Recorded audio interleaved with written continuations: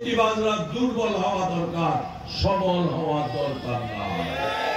সরকার যদি দুর্বল হয়, জনগণ সরকার গঠন করবে। আমাদের যেই টাকা বিদেশে পাচার হয়েছে, এই টাকা দিয়ে আমরা 16টি নির্বাচন করতে পারতাম। অতএব চুরি বন্ধ করার জন্য ক্ষমতার পালাবদল হবে। তাহলে আপনাদের চিন্তা কিসের? আপনি দুর্নীতি করবেন, সন্ত্রাসী করবেন, ন্যায় বিচার করবেন না, অন্যায় করবেন, কৃষকের গ্রামের পুঁজির টাকা আপনি খেয়ে বেড়াবেন। এটা বন্ধ করার জন্য কি আর দরকার?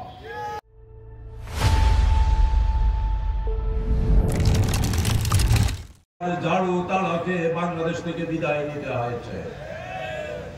আমরা একবার স্বাধীনতা করেছি আমাদের অধিকার প্রতিষ্ঠার জন্য। আমরা বারবার এই দেশকে রক্তের মাধ্যমে স্বাধীন করতে চাই না।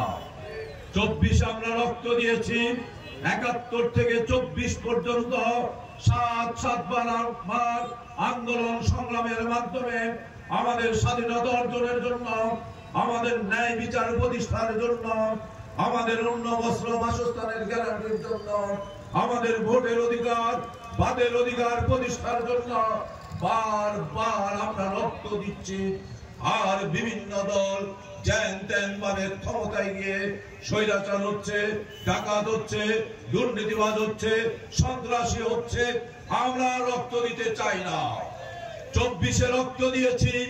এই রক্তের মাধ্যমে শহীদরা আমাদেরকে বার্তা দিয়ে বলছে, আবরার বার্তা দিয়ে বলছে, শহীদ খোবাই বার্তা দিয়ে বলছে, মুগ্ধরা বার্তা দিয়ে বলছে, আর বাংলাদেশের আমার উত্তরসূরিরা যেন রক্ত দিতে না হয়।